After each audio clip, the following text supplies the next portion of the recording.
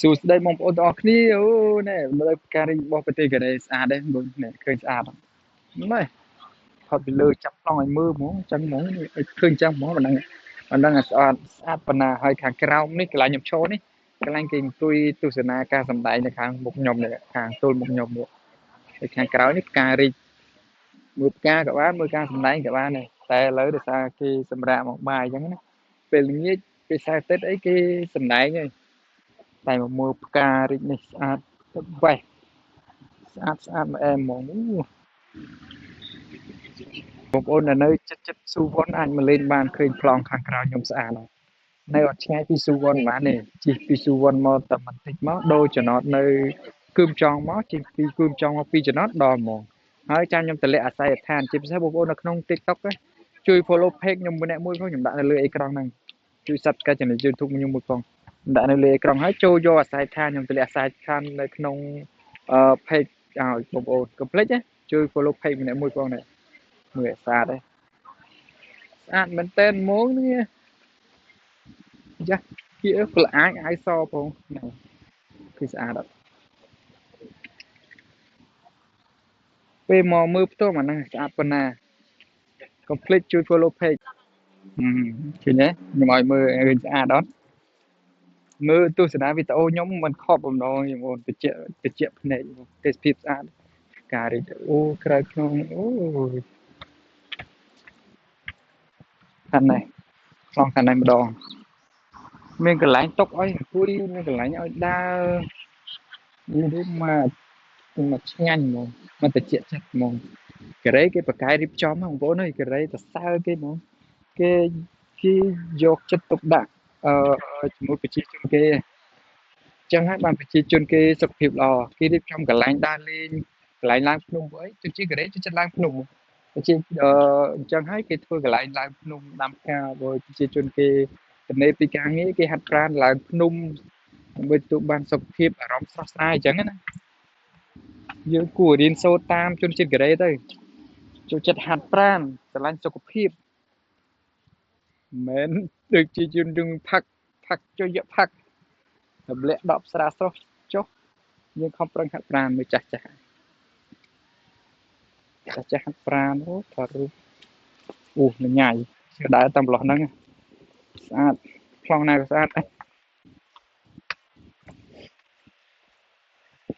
ចាស់ហាត់ប្រាណខ្លាំងហាត់ប្រាណ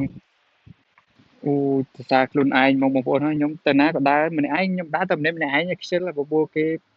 ចេះចុះសិនសូនសិនសាច់ដើរម្នាក់ឯងក៏ខ្ញុំដើរដែរទៅណាអត់ចេះញញ៉ៃប្រុចមកអត់ចេះថាអូចាំបាញ់មានគ្នាចាំដើរអត់ទេទៅណាប្រុចម្នាក់ឯងហ្មងតែឲ្យមានទើសទាល់នៅកូរ៉េងាយស្រួលធ្វើដំណើរបងប្អូនមធ្យោបាយធ្វើដំណើរងាយស្រួលចង់ជិះអីក៏បានដែរហើយកន្លែងដើរលេងលក្ខណៈបែបនេះអត់មានអស់លុយច្រើនទេមួយថ្ងៃចាយឲ្យយ៉ាងច្រើនបំផុតហ្នឹង50000ច្រើនប៉ុនគ្មានទេបញ្ចូលការរថភ្លើងទៅ10000ជិះទៅមួយថ្ងៃជិះ10000ការរថភ្លើងជិះមិនអស់ទេ10000នោះកន្លែងការស្អាតជិះតែ10000មិនជិះតាក់ស៊ីយើងជិះឡានក្រុងយើងជិះនេះចឹងណាយើងជិះឡានក្រុងយើងជិះរថភ្លើងទៅអស់ថោកស្អាតមែនតើអូយមនុស្សប្រុសអស់គេសៅអាទិត្យឡើងគេចូលក្លឹបទៅហាងផឹកស៊ីអីចូលខារ៉ាអូខេអីមនុស្សប្រុសឯងសៅអាទិត្យឡើងភ្នំមើលផ្ការីកអើយល្អម្លេះវិញកដើររនេះប្រុសក្បាញ់អីល្អយ៉ាងនេះណែមើលទេសភាពបងប្អូនណាដើរវិញកដើររទៅប្រុសបែបហ្នឹងសមមួយហ្នឹងដាច់ពូជហើយ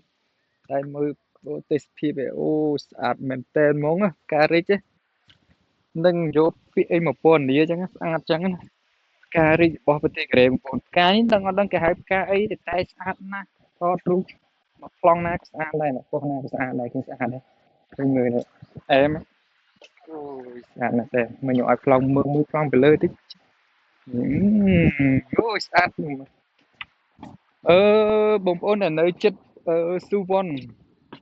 អាចមកលេងបានហើយគៀកស៊ូវ័នដែរទេអត់ឆ្ងាយប៉ុន្មានទេឃើញអូប្លង់ស្អាតណា